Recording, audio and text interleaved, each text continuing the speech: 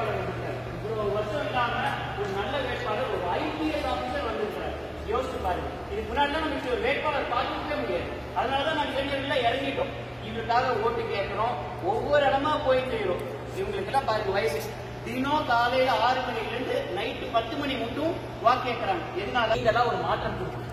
19ஆம் தேதி நம்ம நொய்யலாட்டை காப்பாற்றணும், தண்ணீரை காப்பாற்றணும், குடிநீருக்காக ஒரு மாற்றத்தை கொடுங்க. சட்டமன்றத்தில் திமுக உட்கார வச்சிட்டீங்க, இங்க 10 MLA ADMK உட்கார வச்சிட்டீங்க, ஒரு மாற்றம் கொடுங்க. நம்ம பாஜகவுக்கு பிஜேபிக்கு ஒரு வாய்ப்பு கொடுப்போம். தாமரை சின்னத்துல அண்ணாமலைக்கு ஒரு வாய்ப்பு கொடுப்போம். அவ்வளவு படிச்ச நபர், 39 வயசுல IPS தூக்கி போட்டு வந்திருக்கிறாரு. நம்ம உட்கார்ந்து சொகுசா உட்கார்ந்து இருக்கலாம். ஆனா இங்க இறங்கி போராடுறாரு. ஒரே ஒரு வாய்ப்பு கொடுங்க, தாமரை சின்னத்துக்கு வாய்ப்பு கொடுங்க. எதுக்காக? தண்ணீருக்காக, நம்ம ஆத்துக்காக. ஆறுங்கிறது தண்ணீருங்கிறது நம்ம அம்மா மாதிரி, அதை வணங்கி நம்ம எல்லா செயலையும் செய்வோம். இப்ப இறந்துட்டாங்கன்னா எங்க போய் நம்ம எல்லாம் கரைக்கிறோங்க? நம்ம நதி அவ்வளோ முக்கியம். நதி இருந்தாதான் மக்கள் வாழவே முடியும். தண்ணி இல்லைன்னா மக்கள் வாழவே முடியாது. அப்படி இருக்கும்போது நொய்யல் நதியை இவர் காப்பாற்றி தர, மீட்டெடுத்து தரங்கிறார். ஒரு வாய்ப்பு கொடுங்க போதும். நம்ம திமுகவுக்கு மாத்தி திமுகவுக்கும் அதிமுகவுக்கும் மாத்தி ஓட்டு போட்டது போதும். ஒரு மாற்றத்தை எதிர்பார்க்கலாம், ஒரு மாற்றத்தை கொடுக்கலாம். நாங்க இளைஞர்கள் உங்களை கெஞ்சி கேட்கிறோம், ஒரு வாய்ப்பு மாத்தி கொடுங்க. மறந்துடாதீங்க, இந்த முறை தாமரை சின்னத்துல அண்ணாமலை அண்ணாக்கு நீங்க ஓட்டு போடுங்க. மிகப்பெரிய வெற்றி கொடுங்க. 1 லட்சம் 2 லட்சம் இல்ல, 5 லட்சம் வாக்குகள் வித்தியாசத்துல நீங்க தான் ஜெயிக்க வைக்கணும். தாழ்மையுடன் உங்கள்கிட்ட கேட்டுக்கிறேன். ஒரு சின்ன உறுதிமொழி மட்டும் செழிக்க, கோவை செழிக்க, நீர்நிலை செழிக்க, மண்வளம் தலைக்க, வரும் தலைமுறை விளங்க, நொய்யல் போற்றிட, அண்ணாமலை அவர்களுக்கு தாமரை சின்னத்தில் வாக்களிப்போம் என்று உறுதி கூறுகிறோம். ரொம்ப நன்றிங்க. நீங்க எல்லாம் கொடுப்பீங்கிற நம்பிக்கையோட நாங்க கிளம்பிக்கிறோம். இது கூட சொன்னதோட சேர்த்து தெரியுமா தெரியாது தெரியாது. ஒரு 15 வயசுலேருந்து 80 வயசு வரைக்கும் 20,000 பேர் வாலண்டியர்ஸ் சேர்ந்துருக்காங்க. இது இல்லாமங்க யாரையும் கூப்பிடுறீங்க, அவங்க வந்துருக்கிறாங்க. அதில் 80 வயசு கொடுத்து கண்டே தெரியாது. அவர் என்னை ரிஜெக்ட் பண்ணிடாதீங்க, நான் ஏதாவது செய்யறேங்கன்னு சொல்லி செய்யறாரு. அதாவது இந்த ஒரு மாற்றம் இதுவரைக்கும் தமிழக அரசியல் நடந்தது கிடையாது.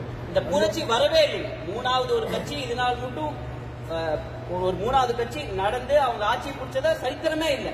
இப்ப நடக்குது. தயவு செஞ்சு ஒரு மாற்றத்தை. நாங்க எல்லாருமே தொழில் பண்றவங்க, எல்லாருமே 3 மணிக்கு மேல கடைகளை சாத்திட்டு வீடு வீடா போய் இது ஒரு முக்கியத்துவத்தை சொல்றோம். கட்சிக்காக ஓட்டு போடாதீங்க, நிக்கிற நபரை பார்த்து போடுங்க. ஆளுமை இருக்கா, திறமை இருக்கா, படிச்சிருக்காரா, அதை பார்த்து போடுங்க. கட்சியை சார்ந்து ஓட்டு போட்டு நம்ம நாசமா போயிட்டோம். கோயம்புத்தூர் விலகமா போயிருச்சு. உண்மையை சொல்லணும்னா நம்ம கோயம்புத்தூரை மீட்டு எடுக்கணும்னா மாற்றம் கண்டிப்பா வரணும். நம்ம மாறினாதான் மாற்றம் வரும். ஒரு சின்ன எடுத்துக்காட்டு சொன்னதுக்கு சொல்றேங்க. திமுக நிக்கிறாங்க, ரைட். அந்த வேட்பாளர் ராஜ்குமார் வேட்பாளர் அவர் கணபதியில ஒரு பெரிய இடம் வச்சிருக்காரு. அங்க ஒரு பள்ளிக்கூடம் நடத்திட்டு இருந்தாரு. அதுக்கு பின்புறத்துல அவரோட இடத்துலயே டாஸ்மாக் வருது, பார் வருது. இப்போ உடனே அங்க பிரச்சனைகள், ஒரு ஸ்கூலும் ஒரு டாஸ்மாக்கும் பக்கத்துல இருந்தா பிரச்சனைகள் வரும். சட்ட ரீதியா அது நடத்தக்கூடாது. இப்ப பிரச்சனைகள் வருது. பேரண்ட்ஸ் எல்லாம் கம்ப்ளைண்ட் பண்றாங்க, ஐயோ இங்க ஸ்கூல் பக்கத்திலேயே ஒரு பார் இருக்குது, வேணாங்க அப்படின்னு சொல்லி கம்ப்ளைண்ட் பண்றாங்க. அப்போ ஒரு நல்ல மனுஷனா இருந்தா எதை மூடுவாங்க? Wine shop.